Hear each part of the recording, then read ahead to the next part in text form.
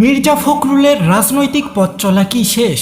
রাষ্ট্রপতি ভবন থেকে কি ফিরবেন রাজনীতিতে আবারও? বিএনপির মহাসচিব থেকে এবার দেশের রাষ্ট্রপতি মির্জা ফখরুল ইসলাম আলমগীরের দীর্ঘ রাজনৈতিক জীবনে এই যেন এক নতুন অধ্যায়। রাষ্ট্রপতি পদে নির্বাচিত হওয়ার আগে বিএনপির মহাসচিব ও জাতীয় স্থানীয় কমিটির পদ থেকে সরে দাঁড়ান তিনি।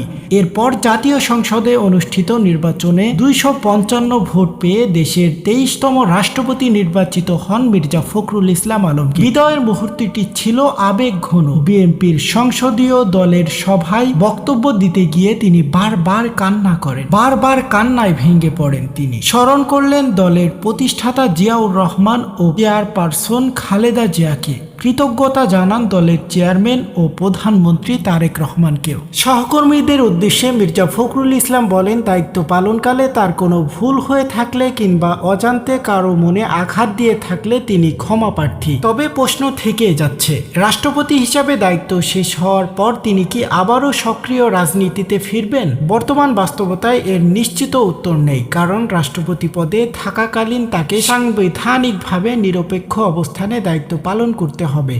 ফলে আপাতত তার সক্রিয় দলীয় রাজনীতিতে ফেরা সম্ভব নয়। তবে ভবিষ্যতে রাষ্ট্রপতির দায়িত্ব শেষ হলে তিনি আবারও বিএনপির রাজনীতিতে ফিরবেন কিনা সেটি এখন রাজনৈতিক অঙ্গনের অন্যতম আলোচিত প্রশ্ন। অর্থাৎ মির্জা ফখরুলের বিদায় বিএনপি থেকে চূড়ান্ত বিদায়, নাকি এটা কেবল একটি দীর্ঘ রাজনৈতিক অধ্যায়ের সাময়িক বিরতি, তার উত্তর দেবে সময়ে।